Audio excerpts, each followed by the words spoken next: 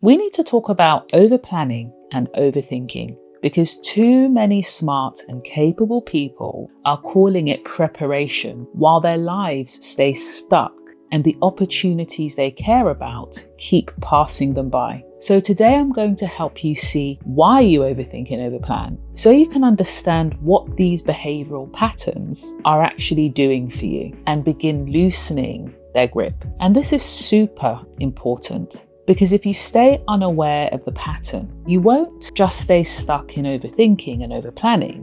You'll also keep blaming yourself for the slow progress that it creates. And that guilt and shame can become part of the loop that makes it even harder to just move forward. I've seen this pattern not just in my own life, but the women and senior leaders I've coached across my corporate roles and in my coaching business too. The problem I see is rarely about them not having enough drive. It's not that you lack ambition and you don't lack discipline or even the desire to move forward. The problem is that you're using the wrong thinking to get to the life you want. But because those patterns have been with you for so long and may have even helped you in the past, they've become your norm, which means you don't even realize that they're the very thing that's getting in the way for you now. And this is the first reason you overthink and you overplan, because these behavioral patterns give you a sense of control. If the goal or dream matters to you and you're afraid that it might not work, that it might not be good enough, or that it might expose you to negative judgment, then thinking longer and planning harder can feel like protection against this and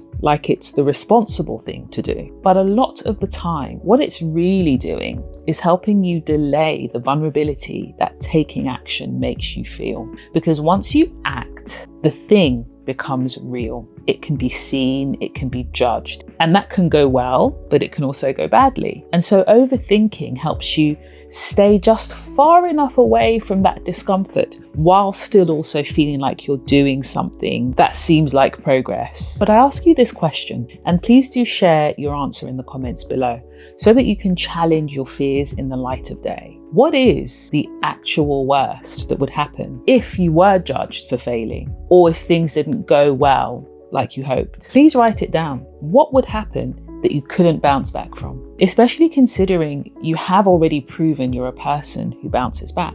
So if you've been frustrated with yourself for how long something is taking, you're not lazy or unfocused. You're trying to protect yourself from the risk that finally moving forward in a real way brings. A lot of people will tell you to just stop overthinking and overplanning as though you do it by choice and as though it's that easy. But over here, we're more interested in understanding what overthinking is doing for you. That means the answer is not to panic or force yourself to work harder or later. The answer is to understand this pattern properly and simply notice when it's happening so that you can choose a protocol that gets you out of it and responds with a different pattern. This leads to another reason that you overthink and overplan, because the thing you're trying to do is often still too big, it's too broad, or too undefined. You're trying to execute at the level of your dream or your idea rather than at the level of your immediate next step. And when your brain is faced with something that is still too broad, it can be hard to know where to start. And when you're faced with this kind of overwhelm and uncertainty, you can assume that your next starting point should logically be to plan, right? But usually, because the thing is still too broad, your brain starts overthinking that plan by default. But you do not need to know everything. You need to know what the next move is. And like I said, you do not execute at the level of your dream, your idea, or even your goal. You don't execute at that level. You execute at the level of your immediate next step. So sometimes you're not stuck in overplanning and overthinking because you need more discipline or motivation. You are stuck because what you're calling a task is actually still a dream, an idea, or a goal. If any of this is resonating with you, then join my newsletter, Excellence and Ease, for more insight and more support. Once a month, just once a month, I write a letter to help you move forward in your life's work. in your dreams and in your goals without perfectionism, procrastination, and fear weighing you down and slowing your progress. I'll leave the link for that below. Something else that keeps this pattern going is the way you've learned to think about progress in the first place. Somewhere along the way, you may have absorbed the idea that progress only really counts when something is finished brilliantly or perfectly. So if the thing can't be done to that standard yet, your brain would rather delay it or overthink it than do it imperfectly. You can also get overwhelmed by the huge expectation of that perfectly completed version that you're seeing in front of you, especially when you compare it to where you are now and the magnitude of the steps required to get you there. As a consequence, overthinking and overplanning become a way of processing that overwhelm, or a way of staying in possibility and dreamland where everything can still be excellent. So just like that, you, who is a capable and smart person, stays stuck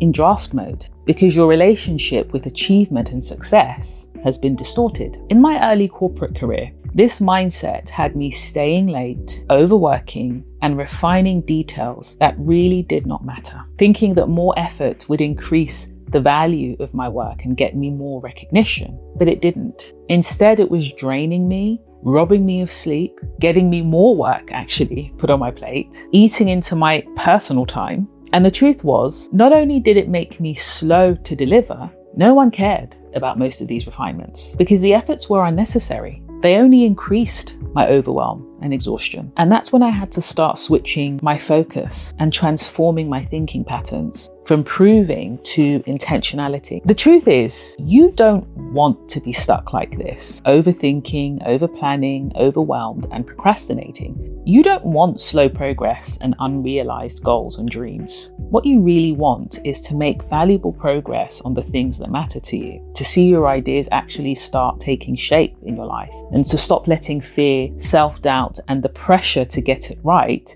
keep slowing you down. But as we know, overthinking and overplanning are not the behavioral patterns that will get you what you want. So it's time to let them go and replace them with a different way of thinking and some key and pivotal shifts. If you've recognized yourself in any of this, the next question is obvious. If overthinking and overplanning are not the things that will get you where you want to go, then what are the pivotal shifts that will? That's what I'm going to unpack in part 2 next week. But in the meantime, watch this video next, because a lot of overthinking is tangled up with external approval and fear of judgment. But this video will help you start feeling free from all of that.